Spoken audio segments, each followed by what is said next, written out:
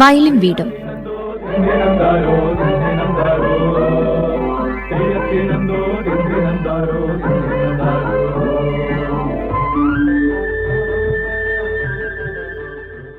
നമസ്കാരം പ്രിയ ശ്രോതാക്കളെ.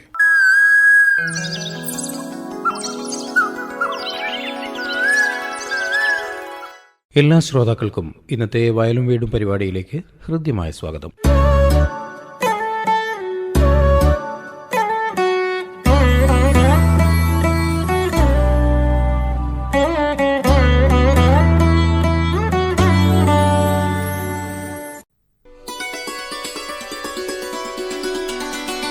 എല്ലാവർക്കും സുരക്ഷിതവും പോഷകസമൃദ്ധവുമായ ഭക്ഷണം എല്ലായ്പ്പോഴും ലഭ്യമാകുന്ന അവസ്ഥയാണ് ഭക്ഷ്യസുരക്ഷ. ഇത് ഒരു സംസ്കാരത്തിന്റെ ഭാഗം തന്നെയാണ്. കേവലം ആഹാരലഭ്യത മാത്രമല്ല, ഗുണനിലവാരം, വാങ്ങാനുള്ള സാമ്പത്തിക ശേഷി, ശരീരത്തിന് ആവശ്യമായ പോഷണം എന്നിവ ഉറപ്പാക്കുന്നു. ഇന്ത്യൻ ഭക്ഷ്യസുരക്ഷ ഉറപ്പുവരുത്തുന്നതിനുള്ള ദേശീയ അതോറിറ്റിയാണ് FSSAI അഥവാ food safety and standards authority of India. പ്രിയ ശ്രോതാക്കളെ, ഭക്ഷ്യസുരക്ഷാ ഗ്രാമം ഈ വിഷയത്തെ ആസ്പദമാക്കി ഇന്ന് വയലും വീടും പരിപാടിയിൽ Kuttiady circle food safety officer Febina Muhammad അഷറഫുമായി CK ഷാജി നടത്തുന്ന അഭിമുഖ സംഭാഷണം കേൾക്കാം. മാഡത്തിനെ ഇന്നത്തെ വയലും വീടും പരിപാടിയിലേക്ക് ഹൃദ്യമായി സ്വാഗതം ചെയ്യുന്നു. നന്ദി. ഭക്ഷണവും ഭക്ഷണത്തിൻ്റെ സുരക്ഷയും എന്നും എപ്പോഴും അത് ഒരു പ്രധാന ഘടകം തന്നെയാണ്. അപ്പോൾ നമ്മളിന്ന് അതിനെക്കുറിച്ച് സംസാരിക്കുമ്പോൾ എന്താണ് ഈ ഭക്ഷ്യസുരക്ഷാ ഗ്രാമം പദ്ധതി എന്നതുകൊണ്ട് അർത്ഥമാക്കുന്നത്? അതെ, സമ്പൂർണ്ണ ഭക്ഷ്യസുരക്ഷാ ഗ്രാമപഞ്ചായത്ത് പദ്ധതി എന്നുള്ളതാണ് ഈ പദ്ധതിയുടെ പൂർണ്ണരൂപം. ഇത് സംസ്ഥാന തലത്തിൽ നമ്മുടെ ഭക്ഷ്യസുരക്ഷാ വകുപ്പ് കുറേയധികം വർഷങ്ങളായിട്ട് നടത്തി വരുന്നൊരു പദ്ധതിയാണ്. അപ്പം ഈ വർഷവും ഇതേപോലെ നമ്മൾ പരിപാടി ഒരു ഗ്രാമപഞ്ചായത്തിനെ അധികരിച്ചുകൊണ്ടുള്ള അല്ലെങ്കിൽ കേന്ദ്രീകരിച്ചുകൊണ്ടുള്ള രീതിയിലാണ് ഈ പദ്ധതി നടപ്പിൽ വരുത്തുന്നത്. ഇതേപോലെ തന്നെ ഭക്ഷ്യസുരക്ഷാ നഗരം പദ്ധതി ഓരോ സംസ്ഥാനത്തിലെ ഓരോ ജില്ലയിലും വിവിധ നഗരങ്ങളിലായിട്ട് ഇതോടൊപ്പം നടന്നു വരുന്നുണ്ട്. ഗ്രാമം പോലെ തന്നെ നഗരങ്ങളിലും അതെ ഭക്ഷ്യസുരക്ഷാ നഗരം എന്ന രീതിയിലും പദ്ധതി നടപ്പിൽ വരുത്തുന്നുണ്ട്. ഇപ്പോൾ കോഴിക്കോട് ജില്ലയിൽ എത്ര പഞ്ചായത്തുകളിലാണ് നിലവിൽ ഇപ്പോൾ ഈ പദ്ധതി നടപ്പിലാക്കി വരുന്നത്? ഈ സാമ്പത്തിക വർഷത്തിൽ നമുക്ക് കോഴിക്കോട് ജില്ലയിലെ 3 ഗ്രാമപഞ്ചായത്തുകളിൽ ആണ് ഈ പദ്ധതി നടപ്പിൽ വരുത്തുന്നത്.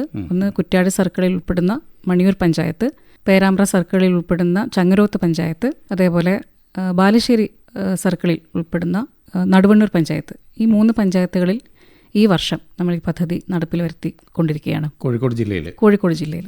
അപ്പോൾ ഈ ഭക്ഷ്യസുരക്ഷാ ഗ്രാമമായി തിരഞ്ഞെടുക്കുന്നതിൻ്റെ മാനദണ്ഡങ്ങൾ എന്തൊക്കെയാണത്? ഭക്ഷ്യസുരക്ഷാ ഗ്രാമമായിട്ട് നമുക്ക് പ്രത്യേകിച്ചൊരു മാനദണ്ഡം നമ്മൾ നൽകുന്നില്ല.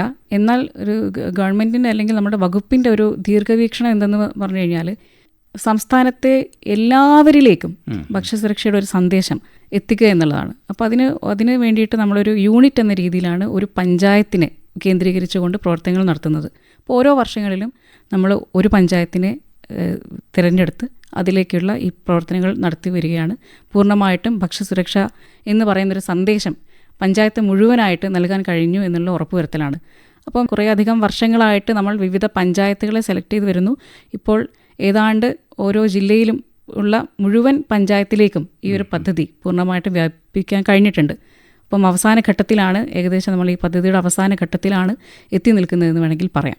അപ്പോൾ ഈ പദ്ധതിയുടെ ഭാഗമായിട്ട് എന്തൊക്കെയാണ് ഇതിനെക്കുറിച്ച് കൂടുതലായിട്ട് വിശദമാക്കുമ്പോൾ?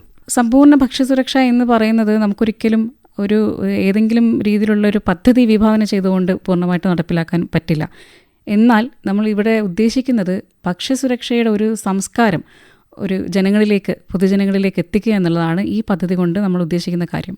അപ്പം അതിനു വേണ്ടിയിട്ട് സമൂഹത്തിൻ്റെ വിവിധ തലങ്ങളിലുള്ള ഭക്ഷണവുമായി ബന്ധപ്പെടുന്ന വിവിധ തരത്തിലുള്ള സ്റ്റേക്ക് ഹോൾഡേഴ്സിനെ എല്ലാവരെയും ഇതിലോട്ട് എത്തിക്കുക, അവരിലേക്ക് ഭക്ഷ്യസുരക്ഷയുടെ ഒരു സന്ദേശം എത്തിക്കുക എന്നുള്ളതാണ്.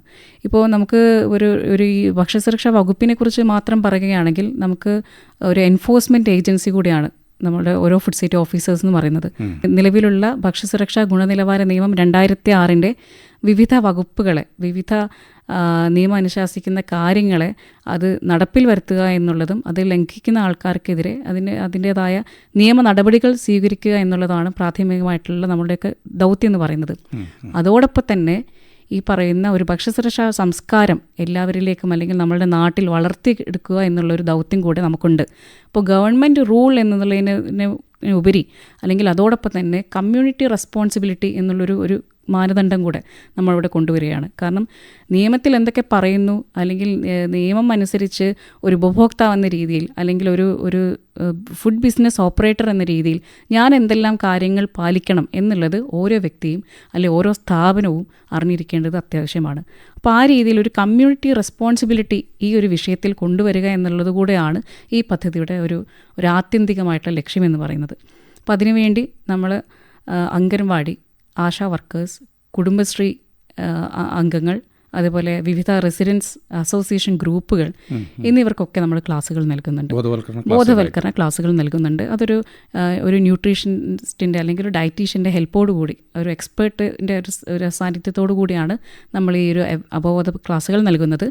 അതേപോലെ തന്നെ നമ്മൾ ചെറുകിട മാനുഫാക്ചറിങ് യൂണിറ്റുകൾ, സംരംഭകർ, ഹോട്ടൽ റെസ്റ്റോറൻറ്റ് മേഖലയിൽ പ്രവർത്തിക്കുന്ന വ്യാപാരികൾ, ഇവർക്കെല്ലാവർക്കും ഭക്ഷ്യസുരക്ഷാ ഓഫീസർ നിയമത്തെക്കുറിച്ചും ഈ ഭക്ഷണത്തിൽ ചേർക്കുന്ന ചേരുവകളുടെ അതിൻ്റെ നിയമത്തിൻ്റെ വശങ്ങളെക്കുറിച്ചും, എന്തൊക്കെ ചേർക്കാം, എന്തൊക്കെ ചേർക്കാൻ പാടില്ല, എന്തൊക്കെയാണ് അതിൻ്റെ ഭവിഷ്യത്തുകൾ എന്നുള്ള കാര്യങ്ങളെക്കുറിച്ചൊക്കെ അവരിലേക്കും ഒരു അവബോധം എത്തിക്കുന്ന രീതിയിലുള്ള ബോധവൽക്കരണ ക്ലാസ്സുകൾ നൽകുന്നു. ഇതോടൊപ്പം തന്നെ ഏറ്റവും പ്രാധാന്യമുള്ള ഒരു കാര്യം, നമ്മളുടെ കുട്ടികളിലേക്ക്, പുതിയൊരു തലമുറയിലേക്ക് ഈ ഭക്ഷ്യസുരക്ഷയുടെ ഒരു സംസ്കാരം എന്താണെന്നുള്ളത് കാണിച്ചു കൊടുക്കാനും എങ്ങനെയാണ് ഇതിനെ അപ്രോച്ച് ചെയ്യേണ്ടതെന്നുള്ളത് അവർക്ക് ബോധ്യപ്പെടുത്തി കൊടുക്കാനുള്ള ഒരു കാര്യം കൂടെ, ഒരു ലക്ഷ്യം കൂടെ നമ്മളിതിൽ വയ്ക്കുന്നുണ്ട്. അപ്പം അതിന് വേണ്ടിയിട്ട് ഓരോ സ്കൂളിലും, പഞ്ചായത്തിലെ ഓരോ സ്കൂളുകളിലും ആദ്യഘട്ടത്തിൽ തിരഞ്ഞെടുത്ത കുറച്ച് സ്കൂളുകളിലായിട്ട് നമ്മളൊരു ഭക്ഷ്യസുരക്ഷാ ക്ലബ്ബുകൾ രൂപീകരിക്കുകയും ആ ക്ലബ്ബിൽ ഓരോ വിദ്യാർത്ഥിയെ, തിരഞ്ഞെടുക്കപ്പെടുന്ന വിദ്യാർത്ഥിയെ ആ സ്കൂളിൻ്റെ ഭക്ഷ്യസുരക്ഷാ അംബാസിഡറായിട്ട് തിരഞ്ഞെടുക്കുകയും ഇത് കൃത്യമായിട്ട് FSSAI ഇതിന് കൃത്യമായിട്ടൊരു സ്കൂളിൽ ഒരു ഭക്ഷ്യസുരക്ഷാ ക്ലബ്ബ്, ഒരു ഫുഡ് സേഫ്റ്റി ക്ലബ്ബ് ആരംഭിക്കുന്നതിനും അത് നടപ്പിൽ വരുത്തുന്നതിനും അതിൻ്റെ പദ്ധതികൾ മുന്നോട്ട് കൊണ്ടുപോകുന്നതിനും food safety and standard authority of ഇന്ത്യക്ക് കൃത്യമായ ഒരു മാനദണ്ഡം അല്ലെങ്കിൽ അതിൻ്റെ ഒരു രൂപരേഖ നിശ്ചയിച്ചിട്ടുണ്ട്. അപ്പോൾ ആയത് പ്രകാരം ഓരോ സ്കൂളിലും ക്ലബ്ബുകൾ രൂപീകരിക്കുകയും അതിന് വേണ്ട ഓരോ മൊഡ്യൂൾ, നമുക്ക് അതിന് വേണ്ടി കൃത്യമായ രൂപരേഖ ഉണ്ടെന്ന് പറഞ്ഞു. ഈ ഫുഡ് സേഫ്റ്റിയുടെ കീഴിൽ തന്നെയാണോ ഇത്തരം ക്ലബ്ബുകളും കാര്യങ്ങളൊക്കെ നിയന്ത്രിച്ചു പോരുന്നത്, അല്ലെങ്കിൽ അല്ല, അത് സ്വതന്ത്രമായിട്ട് സ്കൂളുകളിൽ പ്രവർത്തിക്കും. പക്ഷെ അതിന് വേണ്ട ഗൈഡൻസ് പൂർണ്ണമായിട്ടും നമുക്ക് നൽകാൻ വേണ്ടി കഴിയും. ബോധവൽക്കരണം, അതുപോലെ നമുക്കിപ്പോൾ ഒരു ഫുഡ് സേഫ്റ്റിയുമായി ബന്ധപ്പെട്ട്, ക്ലബ്ബുമായി ബന്ധപ്പെട്ട് കുട്ടികൾക്ക് ചെയ്യാനുള്ള ഒരുപാട് ആക്ടിവിറ്റീസ് ഉണ്ട്. അതിന് വേണ്ടിയിട്ടുള്ള ഈറ്റ് റൈറ്റ് റിസോഴ്സസ് എന്ന് പറഞ്ഞിട്ട് ഒരുപാട് സ്റ്റഡി മെറ്റീരിയൽസ്, ലേണിംഗ് മെറ്റീരിയൽസും ആക്ടിവിറ്റി ബുക്കുകളും നമ്മുടെ food safety and authority of standard authority of India FSSAI നൽകി വരുന്നുണ്ട്. അപ്പം അതിൻ്റെ അടിസ്ഥാനത്തിൽ കുട്ടികൾക്ക് എന്തൊക്കെ കാര്യങ്ങൾ ചെയ്യണമെന്നുള്ള നിർദ്ദേശം നമുക്ക് നമ്മുടെ സംസ്ഥാനത്തിന് മൊബൈൽ ഫുഡ് സേഫ്റ്റി ടെസ്റ്റിംഗ് ലാബുകളുണ്ട്. ഇതിൻ്റെ കൂടെ സൗകര്യം പ്രയോജനപ്പെടുത്തിക്കൊണ്ട് കുട്ടികൾക്ക് ഈ വിഷയത്തിൽ ഒരു അവബോധം ഉണ്ടാക്കുക, അവരിൽ ഒരു ഭക്ഷ്യസുരക്ഷാ റെസ്പോൺസിബിലിറ്റി ഉണ്ടാക്കിയെടുക്കുക എന്നുള്ള കാര്യമാണ് മറ്റൊരു പ്രധാനപ്പെട്ട വിഷയം. ഇപ്പം നേരത്തെ പറഞ്ഞതുപോലെ ഈ ചെറുകിട വ്യാപാരികൾ, അതുപോലെ തന്നെയുള്ള സംരംഭകർക്കൊക്കെ തന്നെ ഇത്തരം ബോധവൽക്കരണ ക്ലാസ്സുകൾ നടത്തുന്നുണ്ടെന്ന് പറഞ്ഞു. അപ്പോൾ ഏതൊക്കെ സമയങ്ങളിലാണ് ഇതിന് അവരെ ഇങ്ങോട്ട് ഇൻവൈറ്റ് ചെയ്യുകയാണോ, അല്ലെങ്കിൽ അതിനനുസരിച്ച് സമയം കണ്ടെത്തിയിട്ടുള്ള ക്ലാസ്സുകളാണോ കൈകാര്യം ചെയ്തത്? നമുക്ക് നിലവിൽ ഇപ്പോൾ സംസ്ഥാനത്ത് ഭക്ഷ്യസുരക്ഷാ വകുപ്പിൻ്റെ നേരിട്ടുള്ള പദ്ധതിയുമായി ബന്ധപ്പെട്ട് ഇതുപോലുള്ള അവബോധ ക്ലാസ്സുകൾ നമ്മളവരെ ഒരു സ്ഥലത്ത് ഒരുമിച്ച് കൂട്ടി അവർക്ക് നൽകുന്നുണ്ട്, ബോധവൽക്കരണ ക്ലാസ്സുകൾ നൽകുന്നുണ്ട് പദ്ധതിയുടെ കീഴിലൊക്കെ ആയിട്ട്. അതുകൂടാതെ നമുക്കൊരു ഫോസ്റ്റാക്ക് ട്രെയിനിങ് എന്ന് പറയുന്ന ഒരു സർട്ടിഫിക്കറ്റ് ട്രെയിനിങ് കോഴ്സ് നൽകി വരുന്നുണ്ട്. അതെല്ലാ വർഷങ്ങളും എല്ലാ വിഭാഗങ്ങളിൽ പെട്ടിരിക്കുന്ന ഫുഡ് ബിസിനസ് ഓപ്പറേറ്റേഴ്സിന് നമ്മൾ കാലാകാലങ്ങളായിട്ട് നൽകി വരുന്ന ഒരു കാര്യമാണ്. അതൊരു സർട്ടിഫിക്കറ്റ് കോഴ്സാണ്. നിശ്ചിത സമയത്തിൽ നിശ്ചിത പറയുന്നിരിക്കുന്ന വിഷയങ്ങളിൽ അധികരിച്ചു കൊണ്ടുള്ള ഒരു ഫോസ്റ്റാക്ക് ട്രെയിനിങ് നമ്മൾ നൽകി വരുന്നുണ്ട്. ട്രെയിനിങ്ങിൻ്റെ കാര്യങ്ങൾ ഇവരെ അറിയിക്കുമോ? നേരത്തെ അറിയിക്കും. നമ്മളത് മുൻകൂട്ടി കഴിയുന്നത് നമ്മൾ നേരിട്ട് ഓരോ സ്ഥാപനങ്ങളിൽ പരിശോധന നടത്തുന്ന സമയത്ത് പരിശോധന നടത്തുന്നതോടൊപ്പം അവരുടെ അടുത്ത് ഇങ്ങനെ ഒരു കാര്യം, ഇങ്ങനെ ഒരു ട്രെയിനിങ് സംബന്ധിച്ച വിവരങ്ങൾ കൈമാറുകയും അവരുടെ ബന്ധപ്പെട്ട ഓഫീസിന്റെ ഭാഗമായി കീഴിലുള്ള എല്ലാ സ്ഥാപനങ്ങളിലെയും, അതെ, ഓരോ സർക്കിളിനും കീഴിലുള്ള സ്ഥാപനങ്ങൾ നമ്മൾ പരിശോധന നടത്തുന്ന സമയത്ത് അവർക്ക് ഇത്തരത്തിലുള്ള ട്രെയിനിങ് ആവശ്യമുണ്ടെന്ന് ബോധ്യപ്പെടുന്ന പക്ഷം അവരുടെ അടുത്ത് വിവരശേഖരണം നടത്തി പിന്നീട് ഇത്തരത്തിൽ നമ്മൾ ട്രെയിനിങ് അറേഞ്ച് ചെയ്യുന്ന സമയത്ത് അവരെ അറിയിക്കാറുണ്ട്. അതുപോലെ തന്നെ വേണം ഈ ഭക്ഷണ പദാർത്ഥങ്ങളിൽ ചേർക്കുന്ന കൃത്രിമ നിറങ്ങൾ, ഇതിൽ പലതും നമ്മുടെ ആരോഗ്യത്തിന് തന്നെ ഹാനികരവുമാണ്. അത് പലർക്കും അറിയാമെങ്കിലും പക്ഷേ എന്നിരുന്നാലും വിപണികളിൽ നിന്ന് അത് വാങ്ങിച്ച് ഉപയോഗിക്കാൻ തയ്യാറാവുകയാണ് ചെയ്യുന്നത്. അപ്പോൾ ഇത്തരത്തിലുള്ള കൃത്രിമ നിറങ്ങളുടെ കാര്യത്തിൽ ഭക്ഷ്യസുരക്ഷ പദ്ധതിയുടെ ഭാഗമായി എന്തൊക്കെ നിലപാടുകളാണ് സ്വീകരിക്കുന്നത്? ഇപ്പം കൃത്രിമ നിറങ്ങൾ എന്ന് പറയുന്നത് സ്വാഭാവികമായിട്ടും അത് സ്വാഭാവികമായി പ്രകൃതിയിലുള്ള നിറങ്ങളല്ല. ഒന്നാമത് അത് രാസപ്രക്രിയയിലൂടെ രാസവസ്തുക്കൾ ചേർത്തുകൊണ്ട് നിർമ്മിക്കുന്നവയാണ്. അപ്പോൾ എന്നാൽ നമുക്ക് പൂർണ്ണമായിട്ടും ഇത് ഒരു തരത്തിൽ നമ്മൾ ബാൻ ചെയ്തിട്ടില്ല. അതായത് ഈ കൃത്രിമ നിറങ്ങൾ നമുക്ക് ചില ഭക്ഷണങ്ങളിൽ ചില പരിമിതമായിട്ടുള്ള അളവിൽ ഉപയോഗിക്കാമെന്നുള്ള നിഷ്കർഷ നിയമം അനുശാസിക്കുന്നുണ്ട്. ആയത് പ്രകാരം ഉപയോഗിക്കുകയാണെങ്കിൽ നമുക്ക് ഈ പറയുന്ന മറ്റു ആരോഗ്യപരമായിട്ടുള്ള പ്രശ്നങ്ങളിലേക്ക് പോവില്ല എന്ന് പറഞ്ഞു കഴിഞ്ഞാലും നമുക്ക് നിലവിൽ ഒരു കൃത്രിമ നിറം ഫോർ എക്സാമ്പിൾ ഒരു ടാട്രാസിൻ എന്ന് പറയുന്നൊരു നിറം, അതിനെ നമുക്ക് ഒരു ഭക്ഷ്യവസ്തുവിൽ ഉപയോഗിക്കാൻ പറ്റുന്നത് 1 ഗ്രാം 10 കിലോഗ്രാം മാവിൽ എന്ന കണക്കിലാണ്. 10 കിലോഗ്രാം മാവിൽ 1 ഗ്രാം മാത്രമേ ഈ കളർ ഉപയോഗിക്കാൻ പാടുള്ളൂ. പക്ഷേ നിലവിലുള്ള സാഹചര്യം അതല്ല. മാത്രമേ ഉപയോഗിക്കാൻ പാടുള്ളൂ എന്ന് നിഷ്കർഷിച്ചിട്ടുണ്ട്. പക്ഷേ നമ്മുടെ ഹോട്ടലിലാണെങ്കിലും നമ്മുടെ ബേക്കറി യൂണിറ്റിലാണെങ്കിലും ഇപ്പം നടന്നുകൊണ്ടിരിക്കുന്ന ഒരു സ്ഥിതിവിശേഷത്തിൽ ഇതിൻ്റെ പലപ്പോഴും ഇതിനൊരു പരിധി മേലെ പോവാറുണ്ട്. അപ്പോൾ നമ്മളവിടെ ശ്രദ്ധിക്കേണ്ട കാര്യം, നമ്മളുടെ ഇന്നത്തെ കാലഘട്ടത്തിൽ ഒരു കുട്ടികളുടെ ഒരു ഭക്ഷണ രീതി എന്ന് പറഞ്ഞു കഴിഞ്ഞാൽ ഒരു ദിവസം ഒരു ബിസ്ക്കറ്റ് കഴിക്കുന്നതുകൊണ്ട് കുഴപ്പമില്ല. പക്ഷേ അവർ ബിസ്ക്കറ്റ് കഴിക്കുന്നതോടൊപ്പം ഇതേപോലെ കൃത്രിമ നിറങ്ങൾ അടങ്ങിയിട്ടുള്ള ക്യാൻഡീസും മറ്റ് ജെല്ലീസും കേക്ക്സ് അതേപോലെ മറ്റ് പലഹാരങ്ങൾ ബേക്കറി ഉൽപ്പന്നങ്ങൾ ഇതൊക്കെ കഴിക്കുന്നുണ്ട്. ഇപ്പോൾ ഒരു ടാട്രസിൻ എന്ന് പറയുന്നത് ഒരു കുട്ടിയുടെ ഒരാൾക്ക് ഒരു ശരീരത്തിൽ ഒരു 20 കിലോഗ്രാം വെയിറ്റുള്ള ഒരു കുട്ടിയുടെ ശരീരത്തിൽ ഒരു 150 മില്ലിഗ്രാം 150 മില്ലിഗ്രാം അളവിൽ മാത്രമേ ഒരു ദിവസം ആ കുട്ടിക്ക് അത് കഴിക്കാൻ പാടുള്ളൂ. ഒരു 20 കിലോഗ്രാം ഭാരമുള്ളൊരു കുട്ടിയെ നമ്മൾ കണക്കിലെടുക്കുകയാണെങ്കിൽ. പക്ഷേ ഇന്നത്തെ സാഹചര്യത്തിൽ ഇതേപോലുള്ള രീതിയിലാണ് അവരുടെ ഭക്ഷണ രീതി മുന്നോട്ട് പോകുന്നതെങ്കിൽ അത് അളവിൽ കൂടുതലാവാനുള്ള സാധ്യതയുണ്ട്. നിറപ്പകിട്ടാർന്ന ഭക്ഷണങ്ങളോടാണ് ആൾക്കാർക്ക് ഇന്നത്തെ കുട്ടികൾക്കൊക്കെ അതൊരു ഇല്യൂഷനാണ്. കാരണം നിറം നല്ല രുചി എന്നുള്ളതാണ് യാഥാർത്ഥ്യം. പക്ഷേ ആളുകൾ പലപ്പോഴും നിറമുള്ളതിനെ അല്ലെങ്കിൽ വളരെ ബ്രൈറ്റായിട്ട് കാണുന്നതിനെയാണ് ഫ്രഷ് എന്ന് തെറ്റിദ്ധരിക്കുന്നത്. അപ്പോൾ സ്വാഭാവികമായിട്ടും അത് എടുക്കാനുള്ള ഒരു കാര്യമുണ്ട്. നമുക്കിതിന് വേണ്ടിയിട്ട് നമ്മുടെ കോഴിക്കോട് ജില്ലയിൽ തന്നെ ഒരു ഫ്ലാഗ്ഷിപ്പ് പ്രോഗ്രാം എന്ന രീതിയിൽ കഴിഞ്ഞ വർഷം നമ്മൾ നിറമല്ല രുചി എന്ന് പറയുന്ന ഒരു ക്യാമ്പയിൻ നടത്തിയിട്ടുണ്ടായിരുന്നു. അപ്പോൾ say no to synthetic food colour എന്നുള്ളതാണ് ഇതിൻ്റെ ഉദ്ദേശം ഉണ്ടായിരുന്നത്, അതിൻ്റെ ഒരു മോട്ടോ ഉണ്ടായിരുന്നത്. അതിൻ്റെ ഭാഗമായിട്ട് നമ്മൾ ഇതേപോലെ റെസിഡൻസ് അസോസിയേഷനിലും food business operator bakers association ഇവർക്കൊക്കെ നമ്മൾ അവബോധ ക്ലാസ്സുകൾ നൽകി. പക്ഷേ ഫോർച്യുനേറ്റ്ലി നമുക്ക് തീർച്ചയായിട്ടും അതിൻ്റെ ഒരു റിസൾട്ട് ഇപ്പോൾ കിട്ടിയിട്ടുണ്ട്. കാരണം നമ്മുടെ ഒരു എൻഫോഴ്സ്മെൻറ്റ് വർക്കിൽ തന്നെ നമ്മൾ മുമ്പ് സാമ്പിൾ എടുത്ത് പരിശോധനയ്ക്ക് അയച്ച് അതിൻ്റെ റിസൾട്ട് വരുന്ന സമയത്ത് ഉണ്ടായിരുന്ന റേറ്റിനേക്കാളും എണ്ണത്തേക്കാളും വളരെയധികം ഇപ്പോൾ അത് കുറഞ്ഞു വന്നിട്ടുണ്ട്. അപ്പോൾ അതിൻ്റെ ഒരു ഇമ്പാക്റ്റ് എല്ലാവരിലേക്കും എത്തിക്കാൻ പറ്റി എന്നുള്ളതാണ് ആ ക്യാമ്പയിൻ കൊണ്ട് നമുക്ക് മനസ്സിലാക്കാൻ പറ്റിയത്. അതെ തീർച്ചയായിട്ടും. അത് വേറൊരു കാര്യം കൂടെ അതിൽ സൂചിപ്പിക്കാനുള്ളത്, ഈ ബേക്കറി അസോസിയേഷനിലുള്ള പല വിധത്തിലുള്ള ഈ വ്യാപാരികൾ ഉൾപ്പെടെ അവർ നിറം കുറച്ച് വിൽപ്പന നടത്താൻ തയ്യാറാണ്. പക്ഷേ നിറം കുറയുന്ന സമയത്ത് അത് ഫ്രഷ് അല്ല എന്ന് പറഞ്ഞിട്ട് ഉപഭോക്താവ് അത് വാങ്ങിക്കാതിരിക്കുന്ന സമയത്ത് ഇവർക്കുണ്ടാകുന്ന സാമ്പത്തിക നഷ്ടം കൂടെ അത് ഒരു ബുദ്ധിമുട്ടുണ്ട്. പക്ഷേ പലരും ഇതൊരു ആദ്യ തുടക്കത്തിൽ ഒരു പ്രശ്നം വന്നിരുന്നെങ്കിലും ഇപ്പോൾ പലരും നിറമില്ലാത്തത് ആവശ്യപ്പെട്ടുകൊണ്ട് വരുന്നു എന്നുള്ളതാണ് 1-2 വ്യാപാരികൾ നമ്മൾ സൂചിപ്പിച്ചിട്ടുള്ളത്. സത്യമായിട്ടുള്ള അവസ്ഥ മനസ്സിലാക്കി ഉപഭോക്താക്കൾ ഇന്ന് തിരിച്ചറിഞ്ഞു വരുന്നുണ്ട്. നേരെ മറിച്ച് ഇതിപ്പോൾ ഉൽപ്പാദിപ്പിക്കുന്ന ആൾക്കാരും അല്ലെങ്കിൽ ഇതുപോലുള്ള കച്ചവടം നടത്തുന്ന ആൾക്കാരും ഇതുപോലുള്ള നിറമുള്ള ഭക്ഷണ പദാർത്ഥങ്ങൾ വെക്കാൻ കാരണം ഇതുപോലുള്ള ഉപഭോക്താക്കൾ തന്നെയാണ്. അപ്പോൾ അതുപോലെ തന്നെ ഈ ഭക്ഷ്യ വസ്തുക്കളിൽ ലേബൽ പതിക്കുന്ന രീതിയെക്കുറിച്ച് അതിൻ്റെ അടിസ്ഥാന വശങ്ങളും കാര്യങ്ങളും എന്തൊക്കെയാണ് അതിന് ശ്രദ്ധിക്കേണ്ട കാര്യങ്ങൾ? ഇത് വളരെ പ്രധാനപ്പെട്ട ഒരു വിഷയമാണ്. കാരണം എന്തെന്ന് വെച്ച് കഴിഞ്ഞാൽ ഒരു ഉപഭോക്താവിന് നേരിട്ട് അയാളുടെ ഭക്ഷണം തിരഞ്ഞെടുക്കുന്നതിനുള്ള സ്വാതന്ത്ര്യമുള്ള ഒരു എക്കോസിസ്റ്റം നമുക്കിവിടെ ഉണ്ട്. നമുക്ക് സൂപ്പർ മാർക്കറ്റുകൾ നേരിട്ട് അവർക്ക് എന്താണ് നമ്മൾ ഏത് ഭക്ഷണം തിരഞ്ഞെടുക്കണം എന്നുള്ളത് ഷെൽഫിൽ നിന്ന് നോക്കിയിട്ട് അവർക്ക് തന്നെ തിരഞ്ഞെടുക്കാവുന്ന ഒരു സംവിധാനം നിലവിലുള്ള എല്ലാ സൂപ്പർ മാർക്കറ്റും ഹൈപ്പർ മാർക്കറ്റ്സിലും നമ്മുടെ മാർക്കറ്റിൽ നിന്ന് ലഭ്യമാണ്. അപ്പോൾ ഒരു ഭക്ഷ്യവസ്തു എടുക്കുന്ന സമയത്ത് അതിൻ്റെ മേലെ എന്താണ് താൻ കഴിക്കുന്നത്, അതിലെന്തൊക്കെ കാര്യങ്ങൾ അടങ്ങിയിട്ടുണ്ട്, ഇതിൻ്റെ ന്യൂട്രീഷൻ വാല്യൂ, അതിൽ എത്ര ഉപ്പടങ്ങിയിട്ടുണ്ട്, കൊഴുപ്പടങ്ങിയിട്ടുണ്ട്, പഞ്ചസാര ചേർത്തിട്ടുണ്ട് എന്നീ വിവരങ്ങളെല്ലാം അവർക്ക് വായിച്ചു കഴിഞ്ഞാൽ കൃത്യമായിട്ട് ഈ ലേബലിൻ്റെ മേലെ നിന്നും ലേബൽ വായിച്ചു കഴിഞ്ഞാൽ നമുക്ക് മനസ്സിലാവും, കൃത്യമായി ലേബലിൽ ഉൾക്കൊള്ളിച്ചിട്ടുണ്ടാവും. പക്ഷേ പലപ്പോഴും ഇത് ആളുകൾ ശ്രദ്ധിക്കുന്നില്ല. ആളുകൾ അതിൻ്റെ വിലയും ഏതാണ് ബ്രാൻഡ് എന്നുള്ളത് മാത്രം നോക്കിയിട്ട് സാധനങ്ങൾ ചൂസ് ചെയ്യുന്ന തിരഞ്ഞെടുക്കുന്ന ഒരു പ്രവണതയുണ്ട്. അപ്പോൾ 1-2 ഉദാഹരണങ്ങൾ എനിക്ക് പറയാൻ പറ്റുന്നത്, ഒരു 3-4 വർഷം മുമ്പ് ഇതേപോലെ നമ്മുടെ സർക്കിളിലുള്ള ഒരു പരാതി, ഒരു രക്ഷിതാവ് ഒരു പരാതിയുമായിട്ട് വന്നത്, ഒരു ചിപ്സ് കഴിച്ചിട്ട് കുട്ടിക്ക് പെട്ടെന്ന് കൊളാപ്സായി. ഒരു മെഡിക്കൽ കോളേജിൽ ട്രീറ്റ്മെൻറ്റ് എടുത്തു.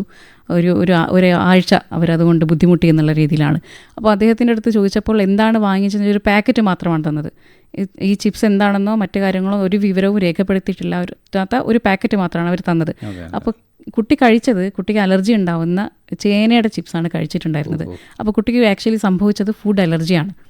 അപ്പം അലർജിൻ ആയിട്ടുള്ളൊരു ഭക്ഷ്യവസ്തു ആണ് ഇതിലുള്ളത് എന്നുള്ളത് നോക്കിയെടുക്കേണ്ട ഉത്തരവാദിത്തം തീർച്ചയായിട്ടും ഉപഭോക്താവിനുണ്ട്. ഇക്കാര്യം ഡിസ്പ്ലേ ചെയ്യേണ്ട ഉത്തരവാദിത്തം തീർച്ചയായിട്ടും പാക്ക് ചെയ്ത് വിൽപ്പന നടത്തുന്ന ആൾക്കുണ്ട്.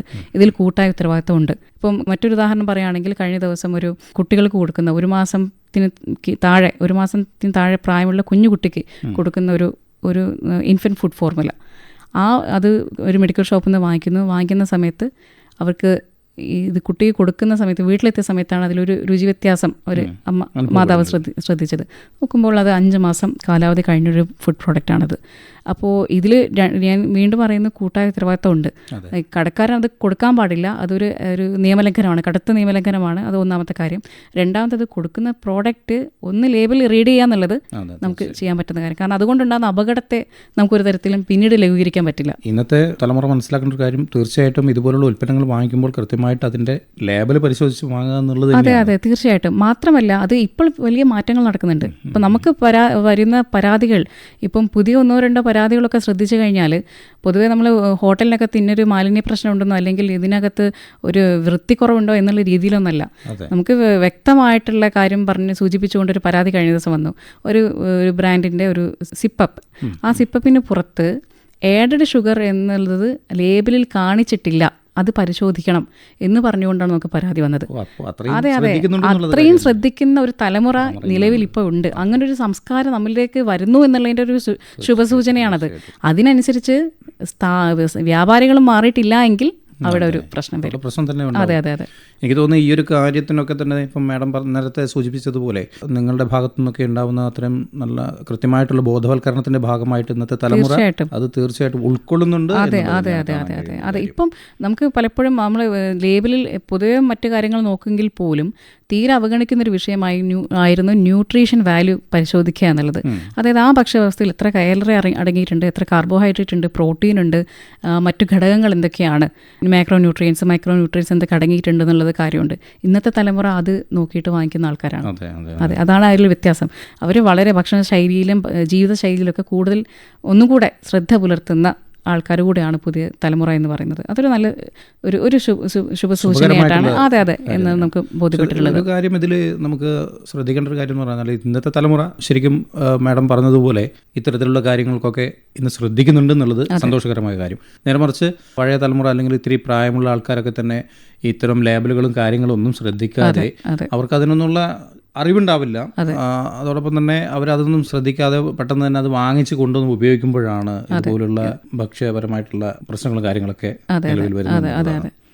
അപ്പോൾ മാഡം സൂചിപ്പിച്ച ഒരു കാര്യം, ഈ ഭക്ഷ്യ അലർജി എന്നുള്ളത്, അതിനെക്കുറിച്ച് കൂടുതലായിട്ട് പറയുമ്പോൾ എന്തൊക്കെയാണ് ആൾക്കാർക്ക് ശ്രദ്ധിക്കേണ്ടതായിട്ടുള്ള കാര്യങ്ങൾ? ഭക്ഷ്യ അലർജി എന്ന് പറയുന്നത് ശരിക്കും നമുക്കൊരു 7 വിഭാഗത്തിൽ നിന്നും ഈ ഫുഡ് അലർജി ഉള്ളതായിട്ട് നമുക്ക് മനസ്സിലാക്കാൻ പറ്റുന്നത്, അല്ലെങ്കിൽ പഠനങ്ങളൊക്കെ സൂചിപ്പിക്കുന്നത്. അതിൽ ഈ മിൽക്ക് പ്രോഡക്ട്സ്, മിൽക്ക് പലർക്കും അലർജി ഉണ്ടാക്കുന്ന കാര്യമുണ്ട്. പാലുൽപ്പന്നങ്ങൾ പല വ്യക്തികൾക്കും അലർജി ഉള്ള ഒരു കാര്യമാണ്. അതേപോലെ ഫിഷ് പ്രോഡക്ട്സ്, പിന്നെ ഇതുപോലെ മൊളുക്സ്, ക്രസ്റ്റേഷ്യൻസ്, അതായത് കല്ലുമ്മക്കായ, എരുന്ത് പോലെയുള്ള കാര്യങ്ങൾ. ചിലർക്ക് ബീഫൊക്കെ അലർജിയുള്ള ആൾക്കാരുണ്ട്. അതുപോലെ സോയ്, നട്ട്സ്, പരിപ്പ് വർഗ്ഗങ്ങൾ, ഈ നട്ട്സൊക്കെ, ഇതൊക്കെ പലർക്കും ഫുഡ് അലർജി ഉണ്ടാക്കുന്ന കാര്യമാണ്. അപ്പോൾ അത് അലർജി ഉണ്ടോ ഇല്ലേ എന്നുള്ളത് അത് നമുക്ക് ആദ്യം ഒരു അവബോധം, സ്വയം ഒരു അവബോധം, കാരണം വീടുകളിൽ നിന്ന് കഴിക്കുന്ന സമയത്ത് നമുക്ക് അത് മനസ്സിലാവും. അങ്ങനെ ഒരു കൃത്യമായുള്ള ധാരണ ഇക്കാര്യത്തിൽ വേണം ഫുഡ് അലർജി. പിന്നെ ഇനി ഫുഡ് അലർജി സംബന്ധിച്ചുള്ള ഒരു അലർജൻ വാർണിംഗ് എല്ലാ ഭക്ഷ്യ ഉൽപ്പന്നങ്ങളിലും വേണ്ടതാണ്. ഫോർ എക്സാമ്പിൾ, ഇപ്പോൾ ഒരു ഗ്ലൂട്ടൻ അടങ്ങിയിട്ടുള്ള ഒരു വീറ്റ്, ഗോതമ്പ്, സീരിയൽസ് എന്ന് പറയുന്ന ധാന്യങ്ങളിൽ ഗ്ലൂട്ടൻ അടങ്ങിയിരിക്കുന്ന ധാന്യങ്ങളാണെങ്കിൽ അത് ഫുഡ് അലർജിയുടെ ഒരു വാർണിംഗ് ഈ ലേബലിന് പുറത്ത് കൊടുത്തിരിക്കണം. അത് ഇന്ന് നമുക്ക് ലേബലിൽ നോക്കിക്കഴിഞ്ഞാൽ നമുക്ക് മനസ്സിലാവും. പല ബിസ്ക്കറ്റിലും പല പിന്നെ ഈ ആട്ടപ്പൊടി, ഗോതമ്പ് ഉൾപ്പെടുത്തിയിട്ടുള്ള പല ഭക്ഷ്യപദാർത്ഥങ്ങളുടെ ലേബലിലും ഇക്കാര്യം കൃത്യമായിട്ട് സൂചിപ്പിച്ചിട്ടുണ്ട്. അതുപോലെ സോയ അടങ്ങിയിട്ടുണ്ടെങ്കിൽ, നട്ട്സ് അടങ്ങിയിട്ടുണ്ട്. ഇതൊക്കെ കൃത്യമായിട്ട് ലേബിൽ കാണിച്ചിട്ടുണ്ട്, കാണിക്കേണ്ടത് നിർബന്ധമാണ്. പിന്നെ നമുക്ക് ഇതേപോലെ ഈ പാക്കറ്റ് ലേബലിൻ്റെ അതല്ലാതെ റെസ്റ്റോറൻറ്റുകളിൽ നമുക്ക് ഒരു മെനു റെഗുലേഷൻസ് കൊണ്ടുവന്നിട്ടുണ്ട്. അതായത് നമുക്ക് 10-ലധികം സെൻട്രൽ ലൈസൻസ് എടുത്തിരിക്കുന്ന റെസ്റ്റോറൻറ്റുകൾ അല്ലെങ്കിൽ 10-ലധികം സ്ഥലങ്ങളിൽ പ്രവർത്തിക്കുന്ന ശാഖകളുള്ള റെസ്റ്റോറൻറ്റ്സ്, ഇവരൊക്കെ മെനു, അവരുടെ റെസ്റ്റോറൻറ്റിലെ മെനു ഇത് ഇക്കാര്യം ഫുഡ് അലർജി ഉണ്ടാക്കുന്ന ഭക്ഷ്യവസ്തുക്കളാണെങ്കിൽ അക്കാര്യം സൂചിപ്പിക്കണം എന്നുള്ളൊരു റെഗുലേഷൻ വന്നിട്ടുണ്ട്, നിലവിലുണ്ട്. അത് മറ്റ് എല്ലാ റെസ്റ്റോറൻറ്റിലേക്കും അത് കൊണ്ടുവന്നിട്ടില്ല. ഈ 2 വിഭാഗങ്ങളിൽ സെൻട്രൽ ലൈസൻസ് എടുത്തിരിക്കുന്ന അല്ലെങ്കിൽ 10-ലധികം സ്ഥലങ്ങളിൽ ശാഖകളുള്ള റെസ്റ്റോറൻറ്റ് ശൃംഖല, ഇവരൊക്കെ ഈ ഒരു കാര്യം സൂചിപ്പിക്കണമെന്ന് പറയുന്നുണ്ട്. ഇപ്പോൾ പറഞ്ഞ കാര്യത്തിൽ ഈ ഭക്ഷ്യ അലർജി നിമിത്തമുണ്ടാകുന്ന ചില അസ്വസ്ഥതകൾ കൊണ്ട് ചിലർക്ക് ശാരീരികമായിട്ടുള്ള അസ്വസ്ഥതകൾ ഉണ്ടാകുമ്പോൾ അത് കഴിച്ചിരിക്കുന്ന ഭക്ഷണത്തിന്റെ കേടാണ് എന്നുള്ള ലെവലിലേക്കും തെറ്റിദ്ധാരണകൾ ഉണ്ടാവാം. അതെ, നമുക്ക് വളരെ അതൊക്കെ മാറുന്നുണ്ടെങ്കിൽ ഇതുപോലുള്ള സ്വയം ഒരു തിരിച്ചറിവ്, ഒരു ഉപഭോക്താവെന്ന രീതിയിൽ നമുക്ക് നമ്മുടെ ശരീരം, നമ്മുടെ ആരോഗ്യം എന്ന് പറയുന്നത് പ്രാഥമികമായിട്ട് നമ്മുടെ കയ്യിൽ തന്നെയാണെന്നുള്ളതൊരു, അതിന്റെ പേരിലും ചിലപ്പോൾ മറ്റുള്ള ചെറുകിട സംരംഭകർ ഇതുപോലുള്ള ആൾക്കാരൊക്കെ പഴി കേൾക്കേണ്ടി വരുന്ന സാഹചര്യം. അതെ, തീർച്ചയായിട്ടും. ഒരു പരാതി, ഒരു ഇങ്ങനൊരു അപകടം വന്നു കഴിഞ്ഞാൽ ആദ്യം അത് തീർച്ചയായിട്ടും അതിൻ്റെ ഒരു ആരോപണം ഉന്നയിക്കപ്പെടുന്നത് റെസ്റ്റോറൻറ്റിൻ്റെ പേരിൽ തന്നെ ആയിരിക്കും. പിന്നീടായിരിക്കും സത്യം എന്താണെന്ന് തിരിച്ചറിയുമ്പോഴത്തേക്ക് സമയം വൈകിട്ടുണ്ടാവും. അതുപോലെ ഈ പൊതുവിദ്യാലയങ്ങളിൽ നടപ്പിലാക്കി വരുന്ന പോഷക സമൃദ്ധമായിട്ടുള്ള ഉച്ചഭക്ഷണ രീതി, അതിൽ ഈ ഭക്ഷ്യസുരക്ഷാ പദ്ധതിയുടെ ഭാഗമായി എന്തൊക്കെ കാര്യങ്ങളാണ് ശ്രദ്ധിച്ച് വരുന്നത്? നമുക്ക് ഇപ്പോൾ ഇവരുടെ ഭക്ഷണക്രമം നിശ്ചയിക്കുന്നത് മറ്റൊരു ഡിപ്പാർട്ട്മെൻറ്റാണ്. സ്കൂളുകളിലെ നോൺ മീൽ എന്ന് പറയുന്നതും അതിൻ്റെ ഭക്ഷണക്രമങ്ങളൊക്കെ നിശ്ചയിക്കുന്നത് മറ്റ് സർക്കാരിൻ്റെ അല്ലല്ല, ഫുഡ് സേഫ്റ്റിയുടെ ഭാഗമായിട്ടില്ല. പക്ഷേ നമ്മളിവിടെ ഈറ്റ് റൈറ്റ് സ്കൂൾ എന്ന് പറയുന്ന പദ്ധതി, അതുപോലെ safe and nutritious food at school എന്ന് പറയുന്ന പദ്ധതി, ഈ 2 പദ്ധതികൾ നമ്മൾ സ്കൂളുകളിൽ വളരെയധികം വർഷങ്ങളായിട്ട് നടത്തിവരുന്ന കാര്യമാണ്. അപ്പോൾ ഇതിൻ്റെ ഭാഗമായിട്ട് നമുക്ക് ഇത് പറയുന്ന പോലെ തന്നെ ബോധവൽക്കരണ ക്ലാസ്സുകളാണ് നമ്മൾ കൂടുതലായിട്ട് നൽകുന്നത്. കുട്ടികൾക്ക് ന്യൂട്രിയൻ ഡെഫിഷ്യൻസിയെക്കുറിച്ചും അല്ലെങ്കിൽ ഹെൽത്തി ലൈഫ് സ്റ്റൈലിനെ കുറിച്ച് ഒക്കെ നമ്മൾ ഒരു ന്യൂട്രീഷനിസ്റ്റിൻ്റെ സഹായത്തോടു കൂടി അവർക്ക് ക്ലാസ്സുകൾ എടുത്തു കൊടുക്കുന്നുണ്ട്. നമ്മൾ safe and nutritious food at school എന്നുള്ള പദ്ധതിയുടെ ഭാഗമായിട്ട്. ഇതേപോലെ തന്നെ നമ്മൾ ഈറ്റ് റൈറ്റ് സ്കൂൾ എന്ന് പറയുന്ന മറ്റൊരു പദ്ധതിയുണ്ട്. ഈറ്റ് റൈറ്റ് സ്കൂൾ എന്ന് പറയുന്നത് ഒരു 10-20 പാരാമീറ്റേഴ്സ് ഉൾക്കൊള്ളുന്ന ഒരു രേഖയാണ്. അപ്പോൾ അതിനകത്തുള്ള ഈ ആക്ടിവിറ്റീസും മറ്റു ഇൻഫ്രാസ്ട്രക്ചർ അല്ലെങ്കിൽ പരമായിട്ടുള്ള കാര്യങ്ങൾ അച്ചീവ് ചെയ്തിട്ടുള്ള സ്കൂളാണെങ്കിൽ അതിനെ ഈറ്റ് റൈറ്റ് സ്കൂളായിട്ട് നമ്മൾ പ്രഖ്യാപിക്കും. ഫോർ എക്സാമ്പിൾ, ഇപ്പം പ്രോപ്പറായിട്ടുള്ള ഒരു വാഷിംഗ് ഫെസിലിറ്റി ഉള്ള, ഡ്രിങ്കിങ് വാട്ടർ ഫെസിലിറ്റി ഉള്ള, വേസ്റ്റ് മാനേജ്മെൻറ്റ് സിസ്റ്റമുള്ള, ഓപ്പറേഷണൽ ടോയ്ലറ്റ്സ് ഉള്ള വിദ്യാലയങ്ങൾ, അതിൻ്റെ ഇൻസ്റ്റിറ്റ്യൂഷൻ്റെ അധികാരി സാക്ഷ്യപ്പെടുത്തിയിട്ടുള്ള ഒരു രേഖ. അതുപോലെ നമുക്ക് കുറച്ച് ഭക്ഷ്യസുരക്ഷയുമായി ബന്ധപ്പെട്ട കുറച്ച് പഠന ക്രിയകൾ, ഫോർ എക്സാമ്പിൾ ഇപ്പം 1-2 അഡൾട്രേഷൻ ടെക്നിക്സുകൾ, മായം ചേർത്ത് സംബന്ധിച്ചുള്ള അഡൾട്രേഷൻ ടെക്നിക്സുകൾ കുട്ടികളെ കൊണ്ട് ചെയ്യിപ്പിക്കുക. അതേപോലെ തൊട്ടടുത്തുള്ള ഒരു സൂപ്പർ മാർക്കറ്റ് വിസിറ്റ് ചെയ്തിട്ട് അവിടെ എങ്ങനെയാണ് ഒരു ഭക്ഷണ പാക്കറ്റിൻ്റെ ലേബൽ എങ്ങനെയാണ് പരിശോധിക്കേണ്ടത് എന്നുള്ളത് അവർക്ക് പറഞ്ഞു കൊടുക്കുക. അവരുടെ സ്കൂളിലുള്ള സ്കൂൾ കഫറ്റീരിയ അവർ തന്നെ പോയി കണ്ട് കാര്യങ്ങൾ മനസ്സിലാക്കി ചെക്ക് ലിസ്റ്റ് ഉപയോഗിച്ചിട്ട് അതിനൊരു റേറ്റിംഗ് നൽകുക. കുറേ പഠന പ്രവർത്തനങ്ങളുണ്ട്.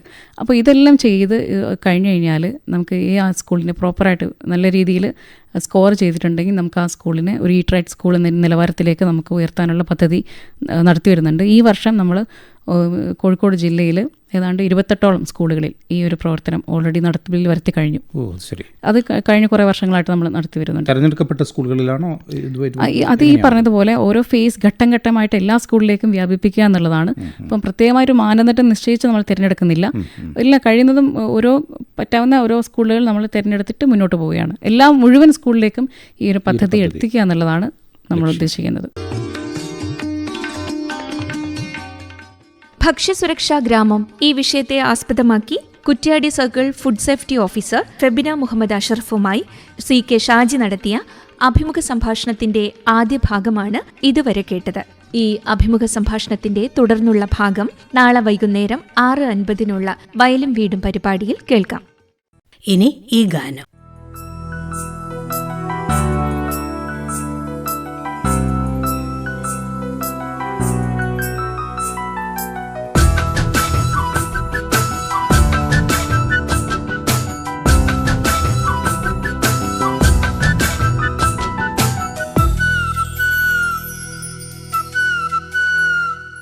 സ്വർണ്ണ നദിക്കര നീളെ നിഴൽ വീണ സന്ധ്യയിൽ എന്നെ ഉണർത്തിയ ഗാനം അനുരാഗഗന്ധിയായി. അഴകിൻ പൂവനം ഉണരും പൂക്കളാൽ ഇനി എന്റെ കൂടെ നീയും കൂടെ വാ.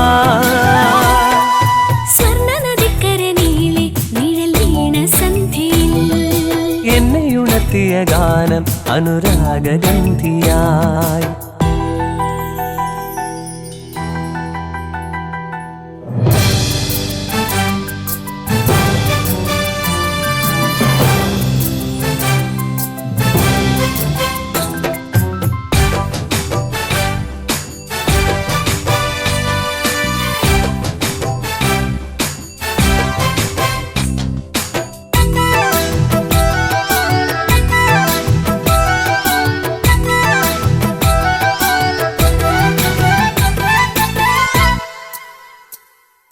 മുല്ലനിലാവല പോലെ കണ്ണിന് പൊൻകണി പോലെ എന്റെ ചാരത്തെന്നുമെന്നും നീയിരിക്കണം. കണ്ടു നിറയണമെന്നും കേട്ടുമയങ്ങണമെന്നും കാമിനി നീ എന്നുമെൻ കരം പിടിക്കണം. മഴവില്ലുണർന്ന പോലെ സുഖമന്ദഹാസമോടെ എന്തിനെന്നറിഞ്ഞിടാതെ ഞാൻ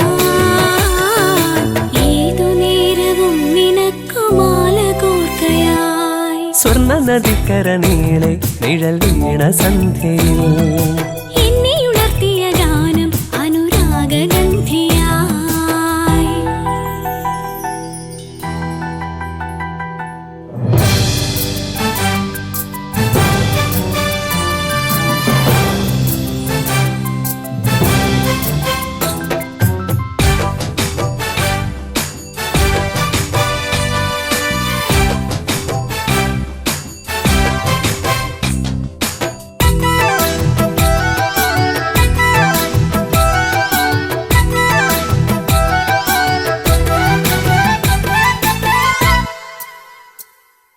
വാരൊളിയമ്പിളി വേണം, വാസനപ്പുമഴ വേണം, ഉള്ളലിഞ്ഞുണർന്നുതിരും തേൻ കുടിക്കണം.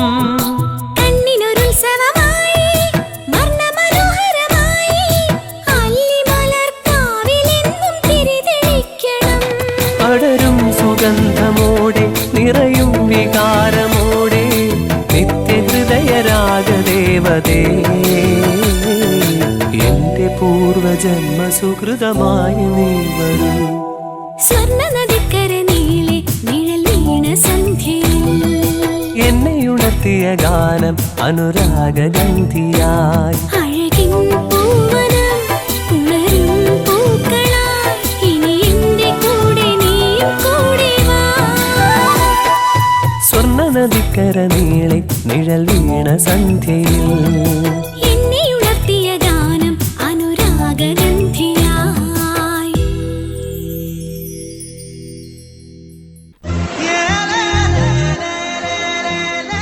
ഇതോടുകൂടി ഇന്നത്തെ വയലും വീടും പരിപാടി സമാപിക്കുന്നു.